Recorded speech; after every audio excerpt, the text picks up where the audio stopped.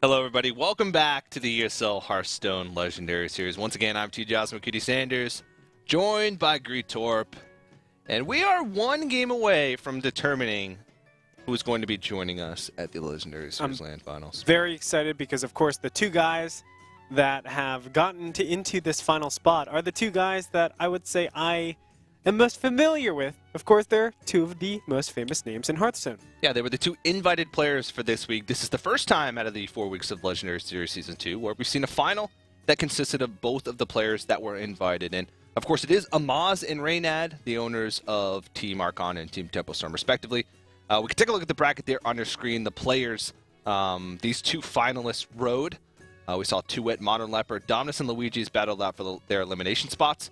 Amaz took out Tuwit, and Reynad took out Dominus in their semifinals. And now they will meet in the finals, the ultimate showdown of Archon versus Tempo Storm. And, of course, the winner does go to the land finals, and the $25,000 prize pool for that land finals would not be possible without our wonderful sponsors. Gigabyte and Plantronics have joined us for Season 2 of the Hearthstone Legendary Series. And they're giving us a lot of cool stuff. Of course, Plantronics has been giving us some of those rig headsets to give away. They're making all the cool stuff that we're able to do, all the awesome Hearthstone matches that we're able to cast possible. So if you want to support those guys, support us, and support Hearthstone Esports, make sure you head on down to those links you just saw and maybe upgrade your hardware, upgrade your headsets. I think most of all, they brought us all together. Indeed, yeah. That's the most important thing. That okay? is Love, the most peace. important thing. I mean, what the most unlikely thing possible to have happened. I'm from Las Vegas. You're from San Diego. We're over here casting Amaz and Reynad, who are also here with us, basically. We got you guys at home. Mm-hmm. How awesome is that? It's definitely awesome. So big shout out to those guys. Also, make sure you're staying in the conversation. I see there's a lot of interactions. Really appreciate you guys. You can go ahead and tweet at us at ESL Hearthstone and also hashtag the HLS. And we would very, very much appreciate that as, as we said, the interactions are just like a great way of keeping in the conversation and also winning some free packs here and there. That's always nice. Yeah, you can head to esl.gg/legendary week 4. We're still doing the raffle. Yeah. We're giving away packs, and we're also giving away some Plantronics rig headsets. So two very fantastic things. So head on over there for the raffle. But, man, this next matchup is going to be pretty intense. Amaz versus Reynad is, to be honest, I wasn't expecting it. Reynad has played very well over the past couple weeks, but his results haven't shown it. Amaz, on the other hand, has actually had results. He qualified for the World Cyber Arena North American LAN, which will be happening right around the same time as the Legendary Series. I want to list off Amaz's achievements here, because I actually haven't got to do this yet. Please do. He got top 8 at Vi Game Cup number 2, second at the ESL, the Legendary Series Katowice, second at the Vi Game 1, second at the DreamHack Vi Game Championship, first at the Millennium House Cup number 4, first at IEM Shenzhen, Oh my god. top 4 at DreamHack Bucharest, and of course, top 4 at the Kingwin for Charity Christmas Edition, which happened at the end of 2014. He also has a bunch of accomplishments in smaller tournaments like the NESL King of the Hill. He was a multiple-time winner on that, and many other smaller cups that he participated in before he got to be more popular. Man. So yeah, that's an impressive rap sheet right there for this guy. And how does Reynad look? Because I know people yesterday got to hear it, but today... Reynads aren't quite as good. He also got top 4 at the DreamHack Vi Game Championship. They were both there. That was one of the first large tournaments for that. Top 8 at CSOR's Cup number 2. Top 8 at the International Esports Tournament, I believe, IET, which was a tournament that happened in China a couple weeks ago. First at Lord of the Arena 1 and first at Battle of the Best. And, of course, the all-important top 2 in his show match versus Savage in the Cooler Master Series.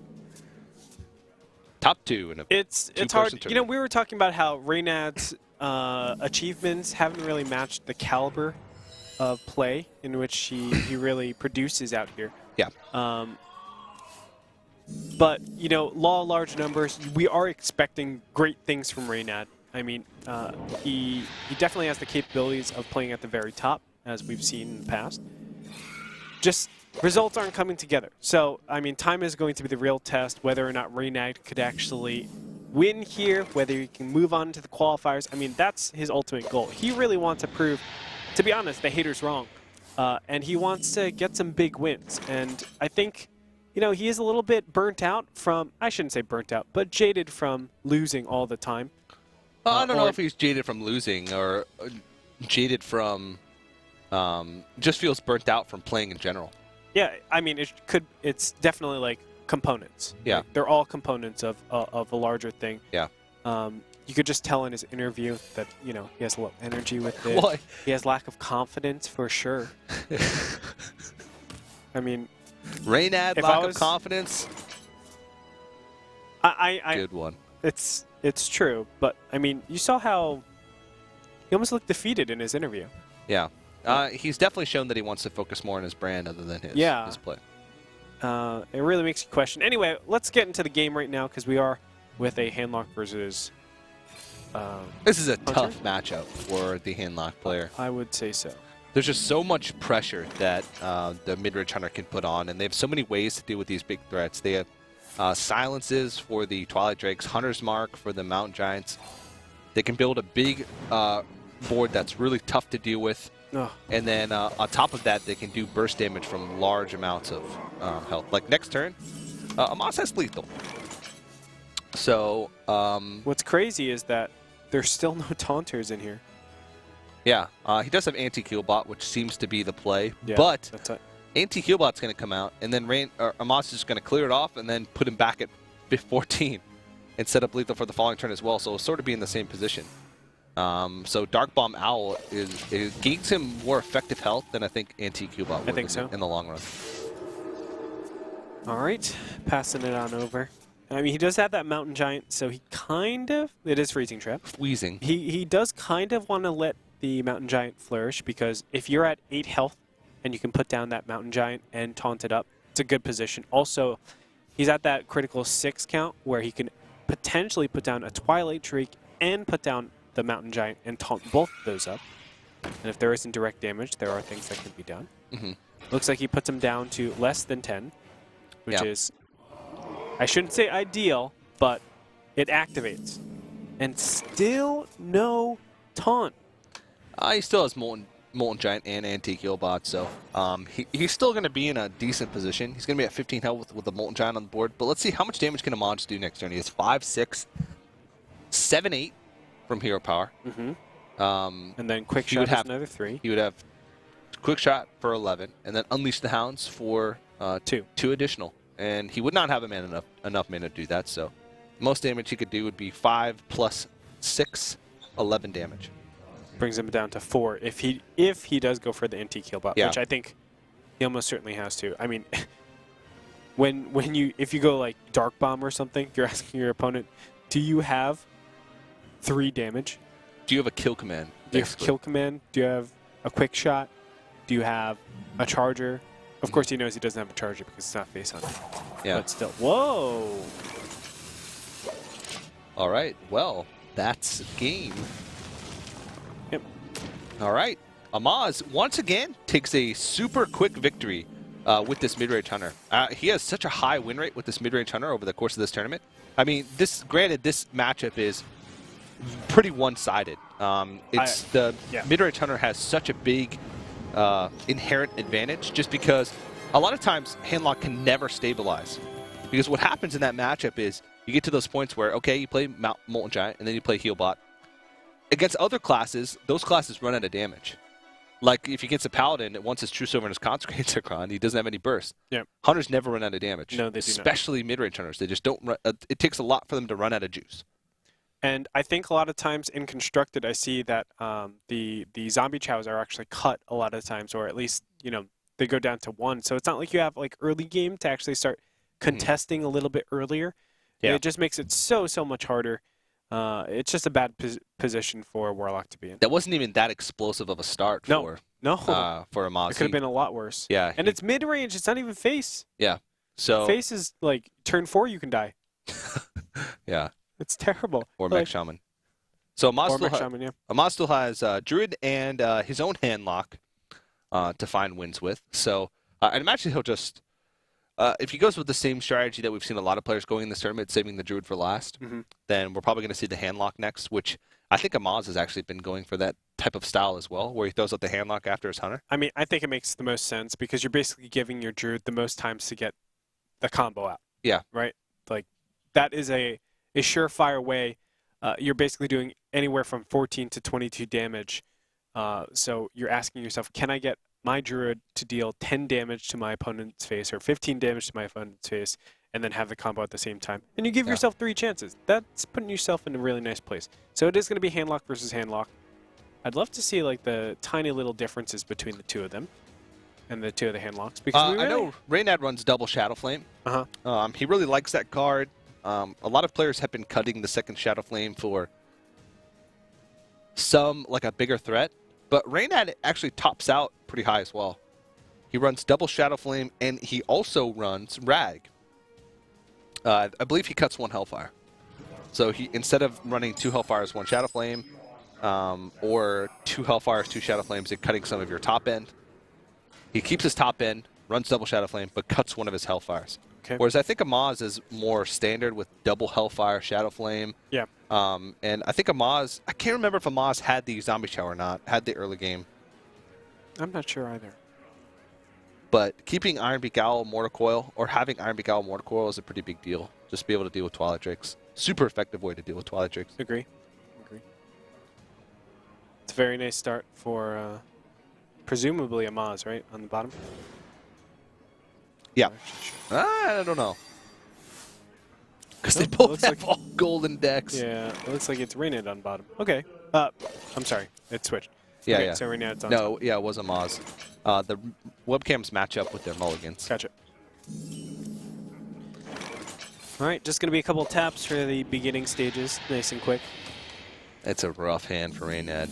He has an answer to a Mountain Giant, but he doesn't have an answer to Twilight Drake. Luckily, all Amaz has is Mountain Giant. Mountain Giants are awkward to put out, though, if you're on the coin. Okay, he does have Twilight Drake here. So he'll be able to Twilight Drake before any of the shenanigans pop down. Ancient Watcher is going to be thrown down as well. He still has the turn for Mountain Giant, which is fine. Do you Mountain Giant here, or do you Twilight Drake here? That's the question. You know, we've talked about this a lot. I normally prefer Twilight Drake here. Unfortunately, he has an answer to it with the, as we were talking about. Oh, he's not going to do it right away.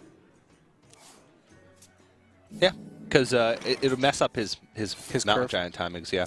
Yeah, makes sense. Burst it down, take a little bit of initiative. I think these earlier levels, as long as your opponent doesn't snowball out of control, you're still going to be okay. And now is the time to Ironbeak Owl. Go ahead and Mortal Coil. And let's see what we get first. And then probably tap it, tap, tap. No. Okay, explain that to me, because my initial instinct is always to tap there. Well, then he doesn't really develop the board. He wants to activate that Watcher eventually, and this basically forces Reynad to use the BGH. And also, he wants to set up something that protects whatever his next drop is going to be from whatever Amaz's, or sorry, whatever Reynad's next drop would be. So eventually, you figure eventually you're going to taunt up the Ancient Watcher anyway. Okay. So you might as well do it while you have the curve available. He's happy with his hand right now. He knows that he has plays to make over the next 2 turns at least. So he's not in any rush to tap. I know having more options is good. Yeah. Have we seen Jiraxis from Reynad, by the way? I almost feel like we haven't. It's a possibility. Some players do cut track. I always thought like you need one, either Jiraxis or Alexstrasza. Not necessarily. There was a while. Maybe Reynad's afraid of Sacrificial Pact. It could be. So there's actually a funny story where Reynad got popular during the time when he was playing a lot of Handlock. His stream started to gain traction. People started to notice him because of his Handlock play. And that was back in the day when Handlock was considered ridiculously strong. And there would be some Handlocks, they would face so many mirrors that they would actually tech in Sacrificial Pact. I know, man. To actually counter other Handlocks because they were so rampant on ladder, and Jiraxis was such a staple card, and it was such a swing card in that specific matchup that Sacrificial Pact would actually win you lots of games. I actually fooled around with playing Sacrificial Pact in Zoo Warlock. For that reason. For that reason, because there were so many Warlocks in general, Demon Warlocks, Handlocks, Zoo Warlocks, that at worst, I could use Sacrificial Pact to, like, eat an imp from Implosion and heal myself. Makes sense. I got rid of it quickly because it was a dead card 99% of the time. You're like over I'm not up against Warlock. Yeah. Completely useless. Like over 20 games, I used it on like a Flame Imp like once. Like that was the best case scenario. That's hilarious. All right. What do we got? We have 7 and 2 Twilight Drakes. Still have to like get through to a lot. We need to also be careful because obviously Shadow Flame is something we need to be wary of. You can't double Toilet Drake here. Yeah, you cannot double Toilet Drake. Because that play is just right into Shadow Flame. That's right. And we get probably like some damage to the face. I'm not sure how much, but some damage. So Twilight Drake Defender of Argus might be an option. But even that's still pretty susceptible to Shadow Flame here. And running the double Shadow Flame in this matchup is actually gives Reynad the advantage inherently, just because Shadow Flame is so much more useful than Hellfire in the Handlock versus Handlock matchup. Is he going to siphon this out? He was looking like he wants to use Coin Siphon. Well, he has to. He has to do something. Twilight Drake wouldn't be terrible. Yeah, I don't mind that either. Oh, he's just going to Defender and trade in. Going to maintain his... Oh, no, he gets rid of his Iron Beak. Oh, I thought he was going to maintain it. I was thinking, like, what's the difference between keeping it at 9 or 8 health or 6 health? Might as well just trade it out. And keep your Iron Beak Owl alive. Well, this forces a trade. Because he can't, like, Hellfire Dark Bomb. No. What to do? Rag. YOLO Rag. YOLO Rag. I like it, man. You know you want to. You know what? I was a little bit sad when Amaz did that Rag and won the 50-50. And he didn't do the typical, like, Amaz, like, yes thing. You know how he, like, interacts with the camera a lot? He was just like, yeah. Felt good. That's it. Amaz has aged 10 years since he created Archon. Apparently. Also, his personality has aged 10 years as well. That's why he plays so quickly now. You're telling me he's dead inside. Yeah. Okay. His playful, innocent youth has been stripped away from him. It's gone. Same with Reynad. Well, oh, it is a yellow rag. Reynad's just like... It's not really yellow. Reynad's just about 6 months ahead of Amaz on the jaded scale. Yeah. I mean, look at Amaz's demeanor. It's getting there. Yeah. All he has to do is start looking to the right a little bit more. Or our left. And enable text-to-speech donations. And then he's come full circle. Well, I think you gotta... Oh, wow. The double Toilet Drake! Oh, that's actually not too bad. I was thinking, no, you have to Siphon Soul, but... It really isn't that bad. In reality, wherever Rag goes in this situation is not bad. He goes face, activates your Molten Giants. Yep. And either way, you still set up a Siphon Soul next turn. If he goes face, you can activate Molten Giants and Siphon Soul in the same turn. That's pretty ridiculous. Now, one of the other benefits of running double Shadow Flame is you open up opportunities to be pretty liberal with one of your Shadow Flames by using Sylvanas. Because you're almost always going to get value out of Sylvanas Shadow Flame in the Handlock versus Handlock matchup. And you're always likely, or near always likely, to get something really valuable, like a Giant or a Twilight Drake. So does Reynad just go for Sylvanas and taunt up? I think you're sort of... I feel it feels like his only threat, but I think you actually want to save that until it's time to use that combination. Like, what is their appropriate time? I wouldn't be surprised if he Sludge Belchers and I mean, he could play just about anything here. Sure. Sludge Belcher and no matter what he does, it's the same outcome. Yeah. Like, I don't think there's a point in taunting up unless you only taunt up your Ancient Watcher, which is what he's going to do. But I think you want to save that Sylvanas until you actually use that Shadow Flame combination. Okay.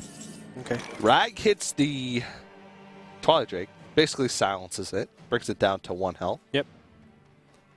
Still quite effective. I'd say that was one of the better targets that he could go on. Does he go for Siphon now? Well, if he goes for Siphon Soul, he has no other plays. The problem with Siphon is that it pulls him farther away from using his not Mountain Giants, Molten Giants.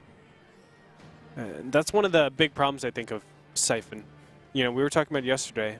Like, not only does it pull you farther away from using the Molten Giants, but also it's like just so clunky. And a lot of the times, like, you know, you just said, like, you're not able to build your board all too easily. That's another big problem. Like, at 6, what do you do left with this? Hellfire coin, Siphon Soul. Yep, you're right. Puts him in a pretty good board state here. 20 health. Both of them have those Molten Giants. All right. Well, it's very clear. Mountain Giant's actually a pretty substantial draw. Double Mountain Giant, or do we Azure Drake here? Does he have the second Mountain Giant? Oh, double Giant. Double Giant. Okay. Yep, Yeah. we're double gianting. And he... Again, we can activate it so much faster than... or excuse me, Reynad could... just got yelled at, too, by someone online. They're like, Greater, why are you always saying we? I just said, I'm very empathic. Or empathetic. Empathic. Empathic. I play Here's a New Earth, and it's a long story. It's a long story. Someone out there, that one guy, he's like, yep, I know empathic. Well, her name's Empath. Whatever, bro. Don't tase me, bro. That was an awkward turn for him. Not really developing anything, just trying to get himself out of range. So I feel like he's looking for a Shadow Flame. He has to buy time for the Shadow Flame, right? And this is one of the hard parts about only running one. I've definitely run into this where it's like, oh my gosh, when I'm in this mirror matchup, I just do not have that reverse momentum really to take over. And I think Reynad is thinking to himself, geez, do I really want to load up all my giants onto the same board and threaten my opponent like this? Mm-hmm. Because this is what he can do. Load up all of his giants, attack once, bring him down to 18, and just sit. And there's 1, 2, 3, 4, 5, 6, 7. 7 cards. It's going to be 8. Wow, he's going for this Shadow Flame. Oh, I mean, he has the second Shadow Flame. Yeah. I think he's not going to attack. The other option would be have been to do that, but trade the Idle Giant into the anti-kill bot and play the Dark Bomb. But in this situation, especially since you have 2 Shadow Flames, you want to hold on to Burst. Whoa! Taps into BTH! Wow. That's good. It's something. Yeah. I don't know if it's necessarily great. I mean, it's better than what he had before. Nah, it's great. Yeah, it's pretty great. Yeah. Man, you're doing that all the time today. What? You're trying to psych me out. I'm psyching you out. I'm psyching myself out. I'm on to you, TJ. I'm on to you, TJ. That's not that great. Wait. No. It's the greatest. It's super great. All right. Well. It still is tough for Amaz right now because he's bleeding cards. Yeah, and Reynad has outvalued him. Yeah. His big threats have outvalued. Now, Big Game Hunter is usually a big tempo swing. But here, I mean, Reynad still has board control. He can still control the health of Amaz. He could just load up with another giant, too. Yeah, I mean, he could clear off this anti-kill bot or clear it off with the giant, attack in with the Twilight Drake, put him at 20, Dark Bomb, play another giant, set himself up for a lethal next turn. Yep. And I don't see really any way that Amaz would be able to block that because he doesn't have taunt anymore. I think Amaz really needs that the Shadow Flame, and he would do like a Sylvanas Shadow Flame.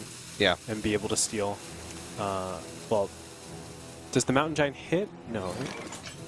Yeah, Dark Bomb, attack with the Toilet Drake. And he's going to heal the health back up. Yeah. You want to put him at wow. 20. You don't want to put him at 16. The difference between 20 and Yeah, 16 yeah, I is agree. monumental. I agree. And now he's looking at lethal next turn. Hellfire, inconsequential. He has to tap here. Well, what does he tap into? What am I talking about? I think he's just dead here. He's dead. Time for Protectors and help him. Oh, he can Sylvanas. Yeah, he can Sylvanas. No, there's a silence. There's the Iron Beak. Well, from his perspective, the only Yeah. way that he could survive is to use Sylvanas and use Sunfury Protector. But that's going to do it. So Reynad is going to tie the series up 1-1. Done like dinner, bro. Yeah, and he's got he's got 26 damage total this turn, so 8 damage overkill potential. All right, Reynad. His deck was tailored a little bit better towards the mirror matchup, but very well played by him. He's going to tie up the series 1-1. Still has to win with Druid and Warrior. That's right. I mean, goes down to a best of 3 now. Or both of these guys. Again, let's go back to the matchups. You just said it. Who has the advantage here? We have one Druid lost, or excuse me. No, both of the. What am I trying to say? A Druid one and then a Warlock one. No, Hunter one. A Hunter, you're right. So both players have Druid, and then Reynad has his Grim Patron Warrior, Okay. and Amaz has Warlock. So this is actually could be rough for Reynad. He needs to match his Grim Patron Warrior and find a win with that against Druid. So I think that Reynad wants to throw out the Druid in this situation. Just to get rid of it, in case his opponent goes to that. Yeah. So Reynad, his strategy so far has been to throw out the Druid last and try and take wins with his other 2 decks first off. But I think this might be a situation where he actually uses the Druid before he throws out that Patron Warrior, just so he doesn't get to a situation where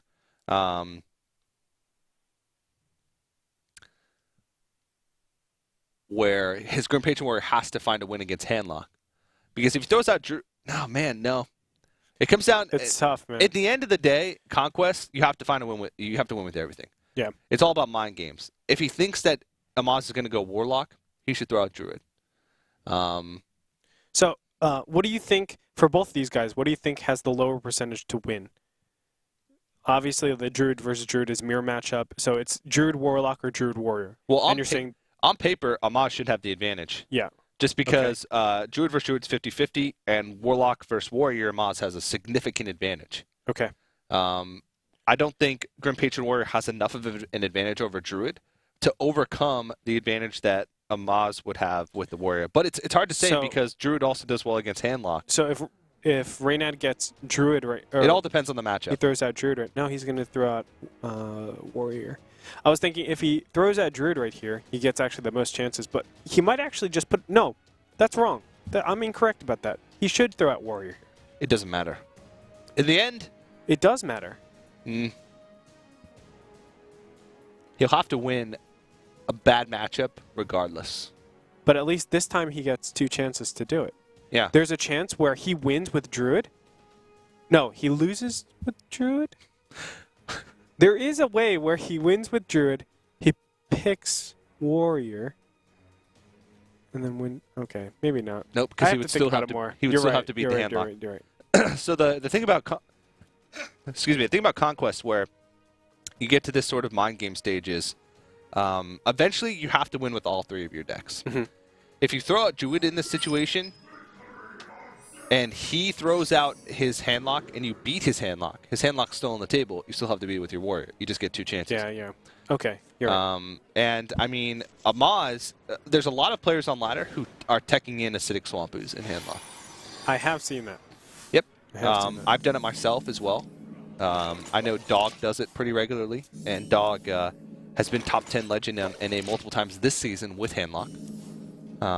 Actually played against him when he was number 8 legend, and I was number 16, and I beat him, and I didn't get any ranks, which was weird to me.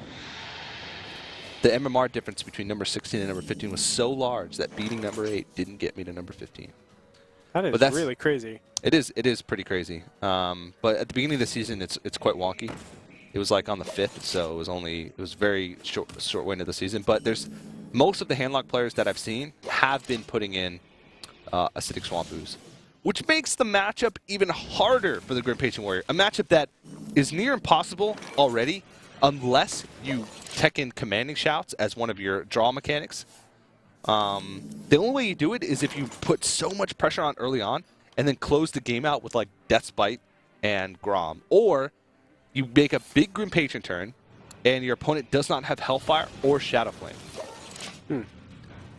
So it's really tough to do. That's a lot of hoops that you're talking about right there. Yeah. All right. Well, we'll find out as we head on out. Now, both... Oh, well, okay. I was going to say both of the Dark Bombs have been used. There is potential right now. Does he ever go for a Grim Patron here? But you're trying to play around two things, both Shadow Flame and Hellfire right now. And that does not play around it. Just plays into it. I think he just probably starts Sludge Belcher here. Yeah, man, it's just like, it doesn't feel good to do anything aggressive here. Another way you win in this matchup, if you're the Grim Patron Warrior, is making a huge Frothing Berserker turn. You basically have to have either Whirlwind or Cruel Taskmaster, or sorry, Whirlwind or Unstable Ghoul, and execute to get through the big creature. Yep. And then just build the biggest Frothing Berserker that you could possibly imagine. I would say like you need a Thorazin for that too. Yeah. Just to afford everything. You need to turn that Frothing Berserker into a full-on drooling Berserker. Drooling Berserker. Don't even give the saliva time to froth in his mouth. It just drools out before it even has time to bubble up. Unless he has rabies. Well. I'm sorry, it's late. It's all good, man. I feel it. I love it. I apologize. I love it. I think this is a bait.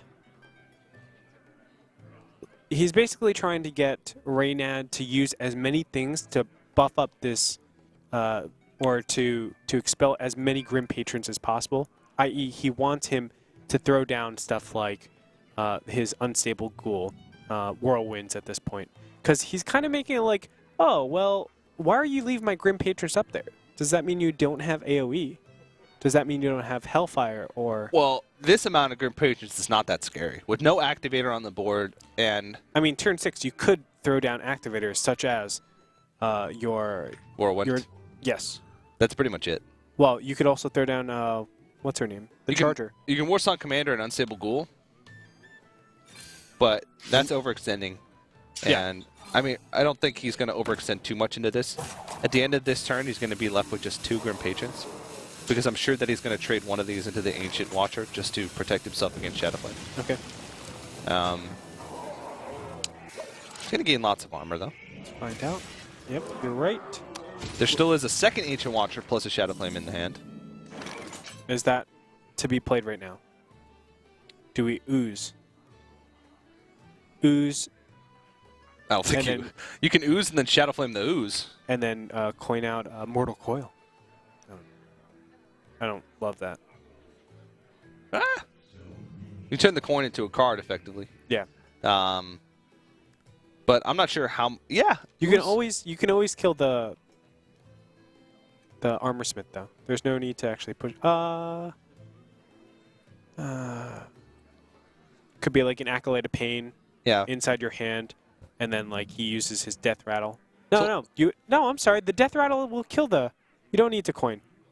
Because the Acidic Swamp Ooze is going to proc the Death Rattle for the weapon. Oh, yeah. The only problem with the Ooze here is that you don't have it later on in the game where it might be a little bit more crucial. That's true. That's true. And this cleans it up just as clearly. You actually don't give the... Well, that's actually pretty good that he cleared that. You don't give the Warrior quite as much armor as well. Since it actually would have been, what, 5 extra armor? Because it would have been 2 more Grim Patron spawn plus the damage from Shadow Flame, so he would have gained 3 from the Death Bite. He would have gained 8 total, which is a lot of armor. That is a lot of armor. And not that it matters, because most of the time, the handlock doesn't win by like bursting down. They win by just getting overwhelming control over the board, and then eventually killing you over a couple turns anyway. Yep. So. All All right, he's just going to armor up after playing the Unstable Ghoul and the Frothing Berserker.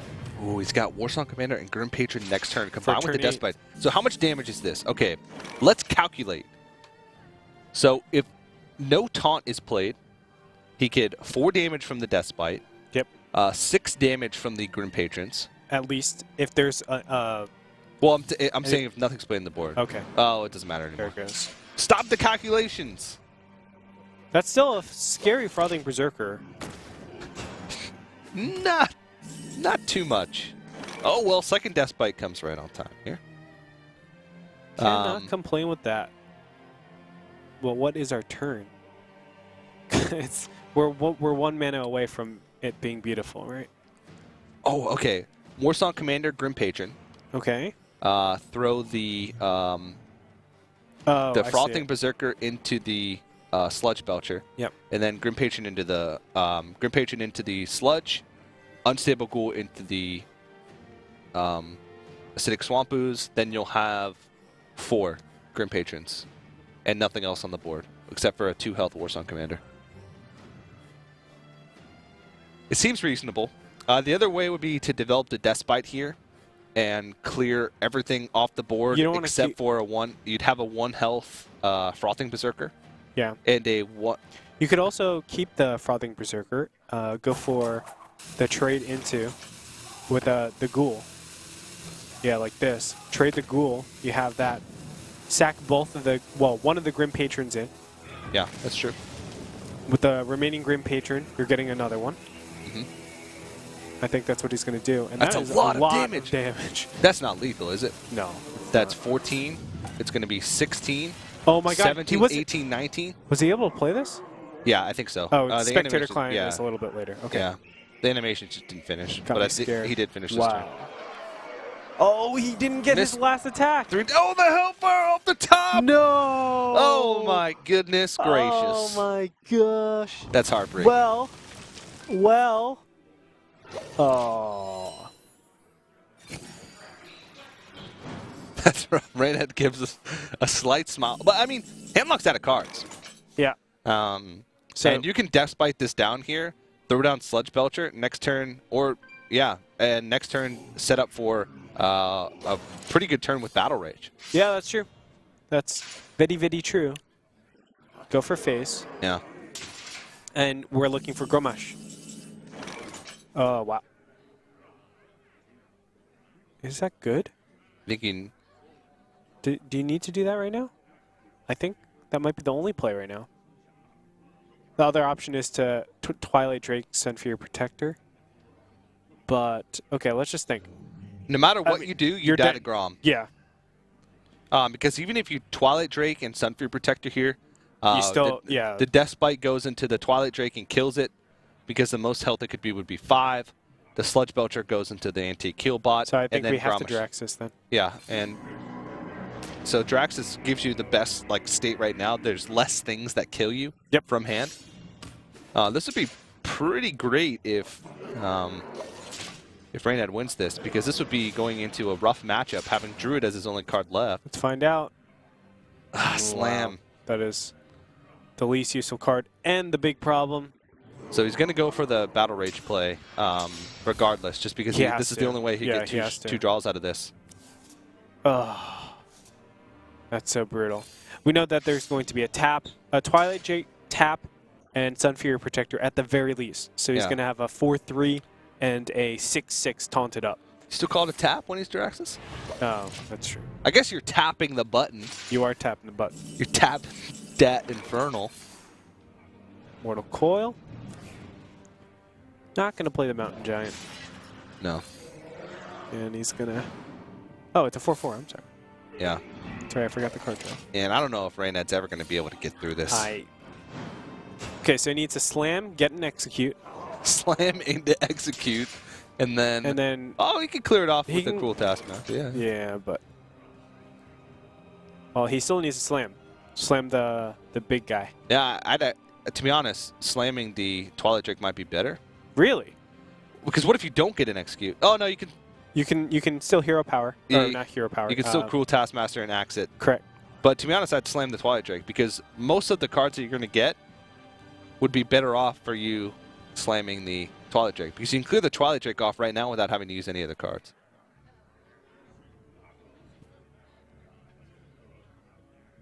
But you can still clear this off. Yep. So I think either or.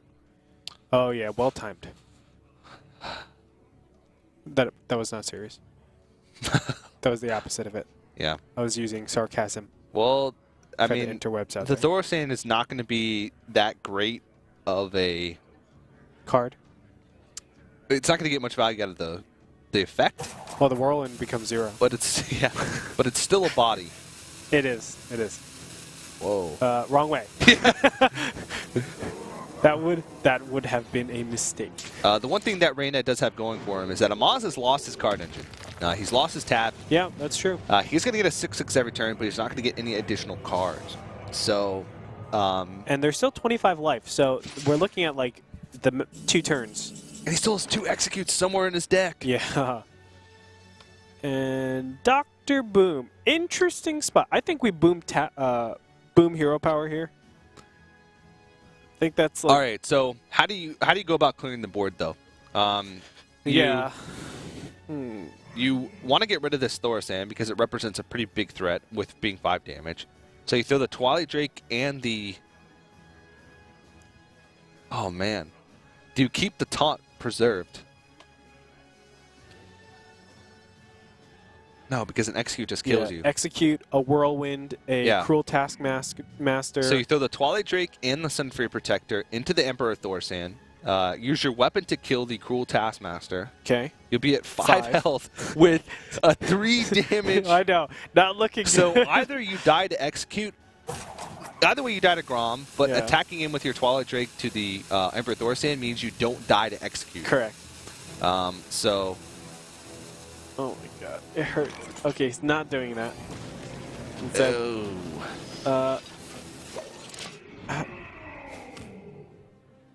how is he doing this? Oh, this way he still doesn't die to execute. Yeah. He still only dies to Grom. 2 whirlwinds. That doesn't do him any good. No. Can Whirlwind, Axe, put him at 2. 2, and the boombots are going to kill the Thorsan. You know that, right? Oh, is he going to die? No, it's not. It's 1, it's not. 2.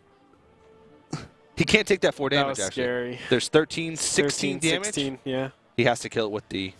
Oh my god. And he's looking for the Gromash. He's dead no matter what. Yeah. That's game. Because of Hellfire, right? Yeah. 7, he 6, can't 13, he can't even 16, force a draw 19. because if he axes and puts him at 2, he dies to just what's on board plus the weapon. Because that would be... Oh, the humanity. Yeah. That's rough. There was so many draws there that would put him in a better board state. Would have been execute or even like battle rage to draw into something else. Attacks in, praise. Hopefully he doesn't die. Unfortunately, we know. 13, He did 16, dead. 19, exact lethal for Amaz. That's been happening a lot today. Yeah, exact lethal. Yeah. Well, you never know. He could mountain giant here. Not calculating. Yeah. Doubtful. All right, Amaz takes a 2-1 lead in the series. Amaz is 1 win away from making it to the Legendary Series Season 2 LAN Finals. He just has to find a win with Druid. We were talking about that before. It is a lot of times very easy to find a win with that. You know, there's a very easy win condition, which is, of course, the combo.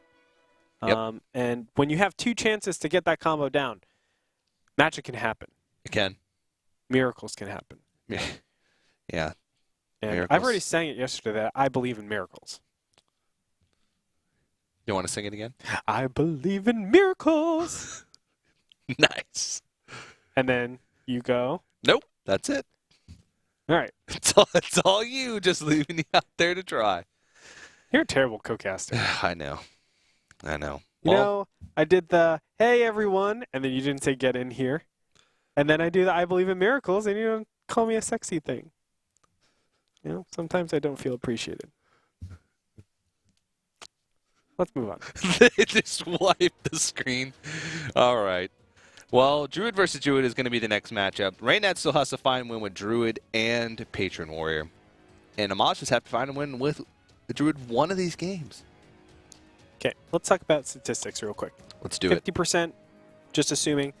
Amaz has a 75% chance of winning overall. If he has a 50% both times. Yeah, which is very close. He has very close to 50%. It's 50% for the mirror matchup and very close to 50% for Patron. So there's a 75%.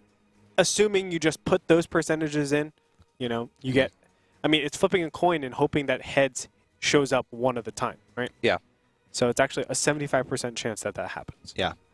But we've seen stranger things happen, and Reynad has been playing pretty well so far. Yes. He missed lethal one time earlier today, but he still ended up winning that match. And in the grand scheme of things, it really didn't matter. And other than that, it seems like he's on top of his game here. And so we are going to move into the Druid versus Druid mirror matchup. This is game number 4 of the final series of the final regular season week. Match point, of baby. Legendary Series Season 2. And the last thing Reynad wants in this spot, of the last 2 invited, he doesn't want to be top 2. Okay? He has enough top 2s in his life. He has enough top 2s, and also for the Legendary Series, you get nothing. Nothing. First, second place is the same as 8th place. And 8th place, you didn't have to waste nearly as much time. Indeed.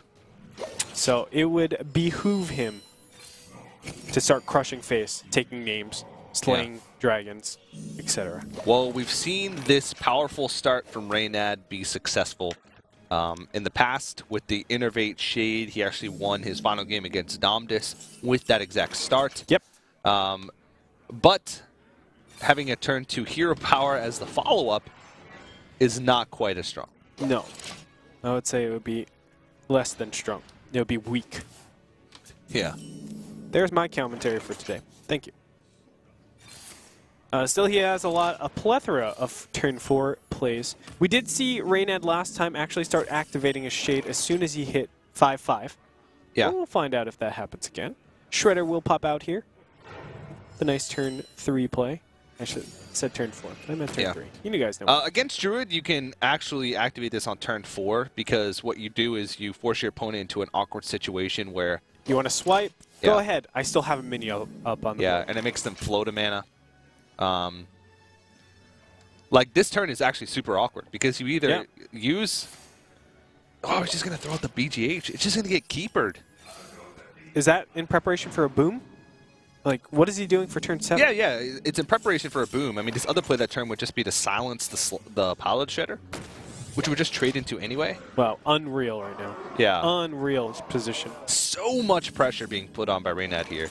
And if you play Dr. Boom, you're staring at 12 damage. You're staring at Savage Roar lethal next turn if you play Dr. Boom. That would be exact lethal with Savage Roar plus Hero Power. Because it'd be 12 damage on board, plus 8 damage from the Savage Roar. Yep. Plus 1 damage from the Hero Power. So that would be exactly 21. So Amaz is thinking, if I don't clear something off this board right now, I'm dead. I could be dead. It's... All right, no Millhouse Mana Storm. That's Come on, Doomsayer. Snow Chugger. That's terrible.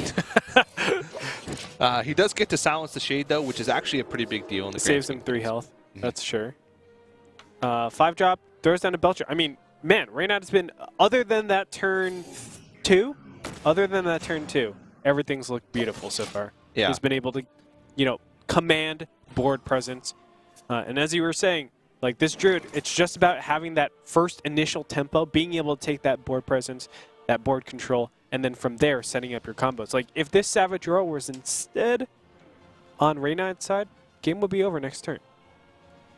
It's possible. It still might be over next turn. Yeah, definitely so. Yeah. So he's got to try and remove as many bodies off the board as he possibly can here. And he is going to go for that swipe. I think you take out the Snow Chugger. No, he takes out... yeah, I don't know. Kind of would like to see them take out the Snow Chugger, but I guess it's pretty inconsequential there. Are we charging here? No. We're still just Well, no, I think you still put out the Sludge Belcher. okay. You want that Druid of the Claw is a lot more flexible than the Sludge Belcher. Because we still have like turn 8, Druid of the Claw, Yeah. and then Savage Roar. Yeah. That makes sense. I mean, it is a possibility, but you leave all your creatures on the board have 2 health. It leaves your opponent with an almost perfect Force of Nature clear if you charge into this. True. If you charge into this Keeper of the Grove. And also, like I said, Druid of the Claw is more flexible. Sludge Belcher here, very reasonable. That is not what Amaz wanted to see right there. Shade of Nax does absolutely nothing, and he can't. Does he Savage Roar here? No. Well, that's going to be it. JJ? That is indeed a JJ. All right. Well, that was a very quick game. Reminiscent of that first one there. Look at that. For good measure. Yeah, multiple ways for him to be able to close this one out. Druid of the Claw, Charge Mode, or Force of Nature, both in the game. And Reynad with an explosive start with that Innervate Shade. Amaz just never had an opportunity to catch up. And we're going to a Game 5. That's right, man. And The tides are turning. yeah. The tides are turning for sure. 2-2. It's going to be that Druid versus the Warrior. Mhm. And as you said, it's definitely an interesting spot because, well, okay, the Warrior has a lot of capabilities of bursting down the Druid at multiple points in time, right? Yeah. Like they definitely have a lot of tempo. They can kind of kill Druid before that Savage Roar combo actually starts to exist. We kind of saw that. It was super close that... well, it was super close. I forgot which match it was from before. But in general, I know you were saying... Wait, were you saying that Druid has the advantage here? Patron Warrior has the advantage. Patron hit Warrior. Oh, it was against the regular Warrior. Control Warrior, yeah. Control Warrior, yeah. Okay. So definitely not looking super great right now for Amaz. No. But I mean, this matchup is actually relatively... You said it's close. 50-50, right? Yeah, I think it's more in favor of the Patron Warrior. By how much? I don't know. Somewhere between 55 and 65, probably. Okay. But most of that's just from personal experience. Because Patron Warrior, even though a lot of pros have been experimenting with it, there's been a lot of people who have tried it out quite a bit. There's still not enough sample sizes to really say which one has the advantage. The one thing is that once a Grim Patron Warrior gets out Grim Patrons against a Druid, it's really hard for a Druid to deal with them. Do you think Grim Patron Warrior still is being honed and, innovated? Because, we have seen it change and change and change Yeah. as time has gone on. It's still being refined. And it's also, a lot of the choices that you make with Grim Patron Warrior are meta-dependent. Okay. Understandable. If the meta starts going heavy control, then cards like Commanding Shout get a lot more value. If it starts to go heavy aggro, cards like Unstable Ghoul get a lot more value. Sure. Then there's the argument of, in the mid-game, do you play cards like Dread Corsair, which are big tempo gainers? Or do you play cards like Paladin Shredder, which help you focus on having more pressure or heavier board control early on? So there's a lot of tech choices that you could make that really improve your matchup against some things. Commanding Shout, the big one, improving your matchup against like Handlock and Control Warrior. Or cards like Unstable Ghoul, which improve your matchup against like Zoo and Face Hunter. Or Paladin Shredder, which improve your matchup against Control Warrior and possibly Druids. So there's a lot of different cards that you can make, but they're mostly meta-dependent. I think the refinement of the deck is still... Is that like 100% or close to 100%, you think? No. No? Like 90? I don't think there's many decks that are close to 100%. Control Warrior is probably the closest. Yeah. Because it's the one that fluctuates the least. Handlock is very close, but also has meta-dependent choices. Mid-range Druid's also very close. But I still think Grim Patron Warrior has a lot of room to grow. Gotcha. Very interesting, man. I just love watching the development of these decks because, when it first bursted onto the field, I saw that Reddit thread and I was like, wow, this looks really cool. I really want to try this. And it was just so much fun to play with. And when I see things like Gnomish Inventor and the Dread Corsair, at first I was like, what the heck is that doing in there? And then I realized, like, oh, it makes sense. You need card draw. It gets a lot of tempo. It just feels really cool. And it's really interesting to see, like, these older cards, like Dread Corsair. Everybody's like, that's a trash card. You don't get that in Arena at all, ever. Well, I shouldn't say ever. Sometimes you will get it, but, like, ordinarily, you're not looking to pick that up and draft it. Yeah. And it's really cool to see these obsolete cards actually come into Spotlight. Yeah. Once these newer cards really start to let the game flourish, you know? Hearthstone's able to let their hair down a little bit. It's not braided or bunned up. They don't need to do that anymore. Mm-hmm. I agree. Let it fly, Hearthstone. No, it's okay. I was gonna sing again. I don't want to sing. I'm done singing for you. Do you know why? Because you're not gonna pick it up.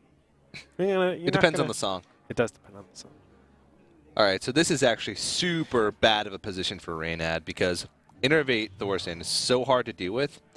You have a Shade on the board. Amaz actually reduced the cost of 2 pieces of the combo. You get combo on turn 7. The one thing he does have going for him is that he's going to be able to get out Grim Patron super early, especially since next turn he's got Despite, the charge, plus Grim Patron, Coin Whirlwind. Yep. But is he going to be able to live? Oh, man.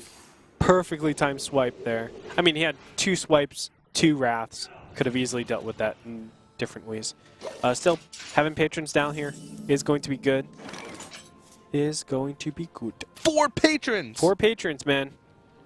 And he's got Warsong Commander to follow it up the next turn. Yeah, and this is one of those positions. Once a warrior gets Grim Patrons down against a druid, it's hard for them to be able to deal with it. I mean, they have to deal with them one by one. They have to, like, Hero Power one, Keeper the other, Wrath the other. But if they can't do all of that, then it's just super tough for them. 3, okay, 6, 12. So I'm thinking to myself, if I'm druid in this spot, do I just heal? No, I think you can just Sludge Belcher, Hero Power one down, kill another with the Shade. Do you really want to kill another with a Shade? Like, does it? I think so. Those are dangerous, man. You have, let me think, 7. Okay, you don't have lethal next turn. Those are angry dwarves with shiny axes. I was thinking, I thought for sure that he had lethal next turn, but it's only going to be, how much is it going to be, 22? 8 plus 14. Yeah, he's 22. He's 1 away from lethal next turn with this Shade. Mm-hmm. That hurts my soul. Yeah. And if you just Sludge Belcher and your opponent has something like a Cruel Taskmaster, all of a sudden you're just really screwed. All right, Force of Nature pops out here. Oh, now he does have lethal next turn. Okay. Now he does. I like that play a lot, man. Yeah. But I mean, Reynad it's very unsuspecting. Just has double Sludge Belcher, man. It's true. Like, and then he's got Armor Smiths and Warsong Commander. Oh my God, this thing's spiraling out of control so quickly. So Reynad, yeah, he needs to Sludge Belcher here. That's pretty much a given. There's no other play that really makes sense. Yeah, and he's starting to put on the pressure himself. He's put Amaz at 13 health. Okay. So Amaz's only real option here is to use Sludge Belcher himself, but that's super risky. I mean, it's the least risky play out of all of them. Sure. He can Ancient of Lore and heal. If he heals, he's most likely. Okay, so he heals for 5. He's to 18. He has 9 left. Heal is such a beta play, though. Yeah, I'm very clearly pigeonholing into this combo, man. I'm very clearly just pigeonholing into this combo. Welcome to the world of Druid. Okay. It's very one-dimensional. It's a very one-dimensional deck. I just want this combo to work. Yeah, don't we all? But in reality, I mean, Amaz seemed like he was in a good position. No, Reynad seemed like he was in a good position. Amaz sort of questioned it a little bit with threatening combo. But Sludge Belcher is actually sort of a tech card as well, and he actually does heal. Beta, baby. Hey, what's up? That's a big deal. What's up? Oh, okay. This is a big turn. I'm making the same plays.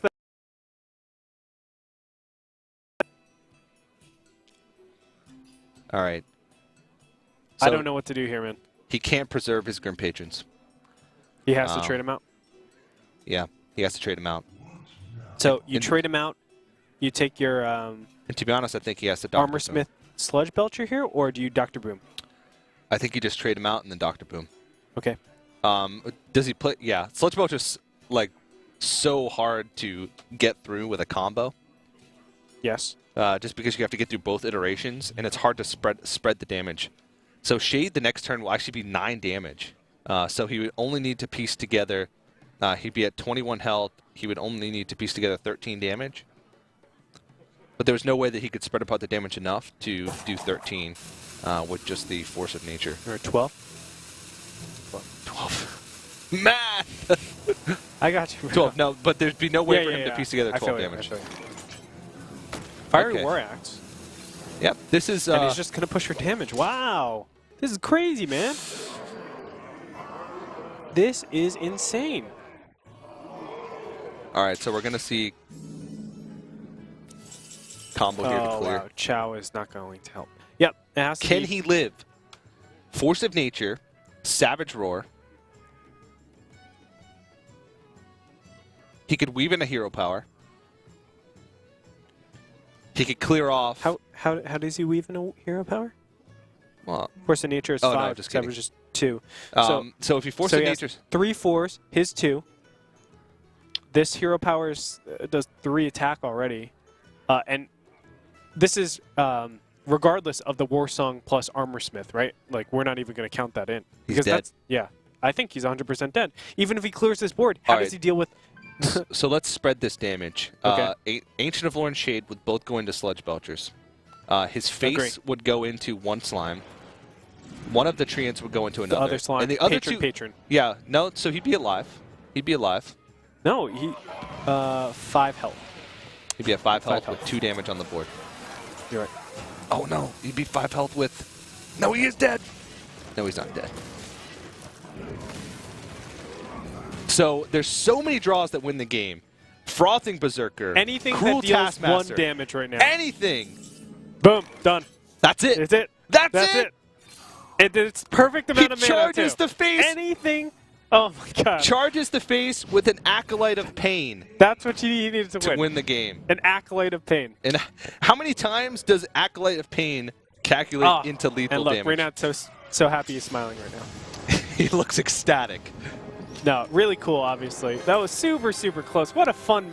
This is what I'm talking about, man. Grim Yeah. Patron is so much fun to play with, so much fun to watch. It's really one of my favorite decks that could have popped out into Hearthstone. I mean, Yeah. I really felt like the beginning of Hearthstone, it was okay, but now it's really starting to turn up. With Blackrock Mountain, it's really, really cool. Obviously, with Thorzen, it's super cool with all the control decks that have come up.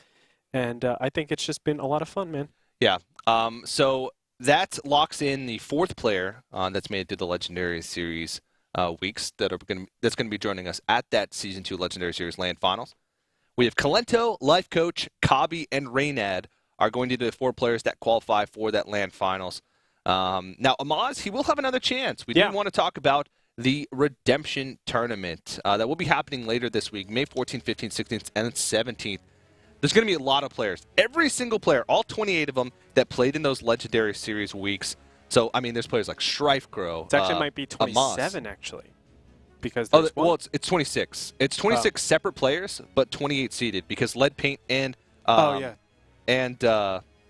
Tuet will get seeded into 2 separate brackets. Twice, yeah. And so we'll take 4 players from there plus 8 players from that last chance qualifier. So, I mean, we're getting set up for a really exciting LAN Finals. Yeah, I think, the games have been super fun. Also, I mean, the fact that anybody can actually go into this, you can go from the Challenger Cup, which actually are completely done now, but you can also go from that last chance open. As you were talking about, I think that's really important for you guys out there.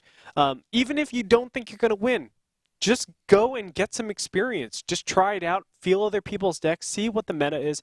It's just a lot of fun. It's a great way to engage in the community, and if Ellie Goulding told me anything, it's that anything can happen. Ellie Goulding just teaches me so many life lessons. She does. Yeah. She does. To turn the lights Alicia down. Keys told me that I was on fire, but she got the words mixed up. That's okay. Yeah. She meant Andre instead of girl. Exactly. Yeah. It's a common mistake. Yeah, I mean, it happens all the time. Definitely a common mistake. But yeah, of course, that last chance qualifier, we talked about it a little bit, but Last chance qualifier. The final 8 spots of the Legendary Series Land Finals will be open to North American players that want to participate in that qualifier. So you can head over to legendaryseries.com to get more information on that. We say it's only open to North American players because that actually happens a week before the Land Finals and determines the final 8 spots. So players outside of North America will not have ample time to get visas in order to come here. So unfortunately, the last week's Challenger Cup was your last opportunity if you were in EU. But $25,000, of course, on the line for those players. I mean, the Redemption Tournament as well. Strife Crow, Caldi, Amaz, so many players, so many big-name players that we've seen over the past couple weeks, over the 4 weeks of the Legendary Series that have that didn't make it through, that we'll still get to see again in the Redemption Tournament later this week. It's going to be a lot of fun, man. Really, really cool. Again, I told you multiple times that I wish I could participate in it because I feel like I could do it, bro. I could do it. With your tutelage, I could do anything, TJ. But unfortunately, we are going to be cut from that. We can't do it at all. But if you guys want to keep up with all the interaction also, and also keep up with future tournaments that are going to be popping up, because ESL has been very proactive with keeping up with Hearthstone, be sure to follow us over on Twitter, twitter.com/ESL Hearthstone. Of course, hashtag HLS to stay in the conversation right now. But it's a good place to, I think, just like start your career if you want to get into competitive sports, because I know a lot of people out there, they are playing Hearthstone not only to have fun, but also to be a little bit more competitive and try their luck at what they can do. Alrighty, well, we actually do have an interview ready with our winner of today's tournament, Reynad, who will be joining us at the Land Finals. Hey, Andre, can you hear me? Yeah, I can, TJ. Hey, first off, congratulations. It was a very impressive victory. Second off, I just want to ask you about your deck choices. Your own sort of your manager of your brand criticized your deck choices. He said you've been playing really well lately, but it's been your deck choices that has been your downfall in your tournaments. What would you say went into your deck choices for this? It was Grimpage Warrior, the Handlock, and of course the Druid. Why'd you pick those? They were the decks that were like most unanimously like good among other pro players, and for this tournament, for once, I tried to like have a lot of self-control and not put my own spin on anything. Like I literally, if I built my own Patron Warrior, granted I've played like 5 games of the deck in my life, I would have changed like 10 cards or something, but instead I just copied Just Saiyans because his list is just like probably better because he's just better at the deck than me. So I did that, and then for Handlock, it's like I was the best Handlock player back when the deck was good, but I haven't touched it in months, so I didn't know what list was good.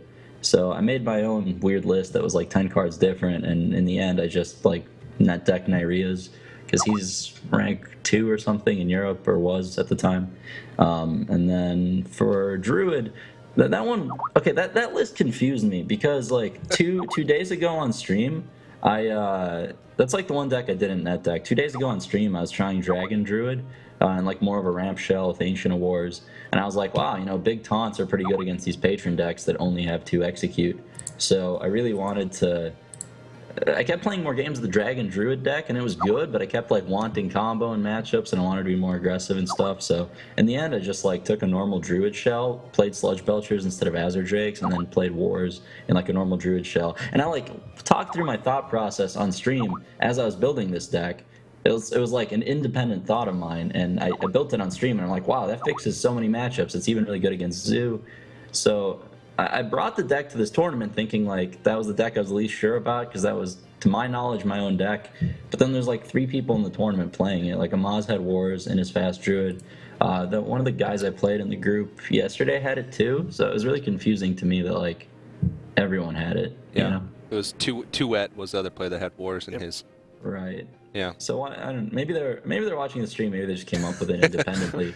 They probably just came up with it independently. I don't know. Yeah. But it seems like it's. Yeah.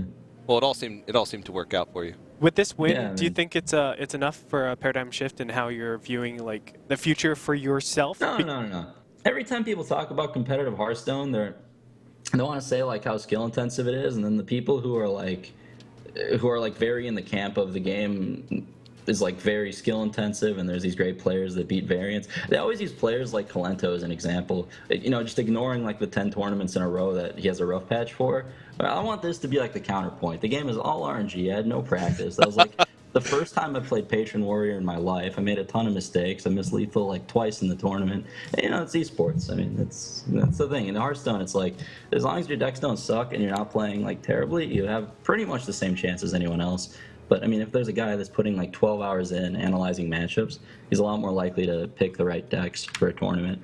I also think like Amaz was favored matchup-wise in the last set because he had mid-range Hunter, and then for the second to last game, I also mispicked. I tried to like next level him, thinking he might pick Druid, but it doesn't matter. Your intention is to stay on as a coach then? Or to I guess, move focus more towards. I'm not a coach. I mean, I'm a player more than anything. It's just like people don't see the difference between managing like a few Hearthstone players and managing like a full Counter-Strike team that's having a roster change every week, and like a Heroes team with like a gaming house, and it's like every 2 hours, I get a call about something I have to do. So I just don't have time to like play Hearthstone 10 hours a day and completely commit to being like a full-time pro player. And that's not really my goal, because big picture, a year from now, no one's going to remember who won this week in Legendary Series. No one cares. But, Tempo Storm will hopefully still be around, still be a strong brand. So, if I ever need to make a choice between committing time to preparing for a tournament or taking care of team stuff, team stuff's always going to win out. But, yeah, I don't know. I think it was a cool tournament, and I'll continue to play. Like I said, because my chances don't decrease that much by just not practicing. So I'll continue to play the big tournaments, stuff like DreamHack. Really fun to play for me. I tried casting like DreamHack Bucharest. I mean, the camera came back to us in the middle of the cast one time, and I was literally asleep in my chair. like Nimsh had to wake me up. I just get so, I don't know. I care very little about my own matches, so it's like, other people's matches are like even less interesting a lot of the time, especially when you cast for 8 hours. But I do enjoy casting for like certain amounts of time. I don't know. The point is, I'll be a player for the big tournaments. They're still fun to play as long as you're winning. But yeah, the little stuff I'm gonna start passing up on. The Red Bull, you said, was the key to your casting success. It was. Yeah, man, I get really excited. I just never drink it, right? So like when I do take Red Bull, it's insane what it does. For that Aces thing where they had to stay awake for 24 hours, I drank maybe 7 Red Bulls towards the end, and then I ended up being awake for 35 hours. Went home, took care of 6 hours of work, and then I slept. That stuff's insane. I don't know. All right. Well, we definitely look forward to seeing you at the Legendary Series. I'm sure you would have been there anyway. It's not really that far away from you, so. Can ESL comp me for the 45-minute drive worth of gas? No, because I'll just pick you up on my way there, so ESL doesn't have to pay a dime. But do you have any shout-outs? You want to give any shout-outs to your sponsors, to your fans, or anything? Yeah, of course. Shout-out to G2A, Funk, Namecheap, and Twitch, of course, sponsoring the team. They're hugely supportive. They're the guys that let us, expand into all the teams that we're expanding into. And yeah, shout out to Gara for giving me a lot of good advice beforehand, and just linking a bunch of decks for me to choose from. That's where I found Nyria's list and stuff. A shout out to Just Saying, I guess, for the Patron deck. If I can win with it, anyone can. And yeah, shout out to Hyped, of course, and Rasma, new Tempo Storm Hearthstone player. And yeah, all our players, Counter-Strike, Heroes, those guys have been. There's even though it's not the game they play, a lot of times they're here watching the tournaments, being supportive, and all the Tempo Storm staff as well. It's a group of a dozen people that are just cheering us on every time. So yeah. Cool, yeah. All right. Thank you for your candor, man. Really appreciate it. Yeah, thank you. And once again, congratulations. We'll see you at the beginning of June for the LAN finals. Thanks. Thanks, buddy. Alrighty. There you have it, man. It's always fun to listen to his thoughts. I know. Again, he is probably one of the most honest people that you'll just meet for the first time, and then boom. Well, this is the first time I'm meeting him, basically. But he just speaks his mind. It doesn't matter how. It's super unfiltered, and he doesn't care how it sounds. It's refreshing. But we will be seeing Reynad at that LAN finals at the beginning of June. And of course, that $25,000 prize pool for that LAN finals would not be possible And none of this would be possible without our wonderful sponsors, Plantronics and Gigabyte, have jumped on for Season 2. They're making a lot of this stuff possible. We have 4 more players to come from the Redemption Tournament, 8 more players to come from the Last Chance Qualifier. It's going to be a 16-player LAN. We have lots of fun things in store, a full weekend of Hearthstone action, and none of that would be possible without those guys. So one last time again, go ahead, check out those links that you just saw below the screen. You can head to legendaryseries.com, and also you can check out some products there. Help support us and support what we're doing. Yep. And thanks for staying in the conversation, as always, at ESL Hearthstone, #HLS. And, just be in the conversation with us. We love it. You love it. And we'll go from there. Yeah, and we're about to wrap up here, but Andre, do you have any final thoughts of the games you casted this weekend? TJ, it's just been a lot of fun. I really like to watch the last series, obviously. It was just a lot of back and forth mind games, and most importantly, it was just a lot of drama to see just within the cards. Mm-hmm. So thankful for you guys to have me here. So thankful for you to be casting with me, man. It was really fun. Really, really fun. And, of course, we will return at the end of this week, Thursday, May 14th, with the Redemption Tournament. But, again, congratulations, Reynad, from myself, from Andre, from everybody here at ESL. Thank you guys for watching, and we'll see you in a few days.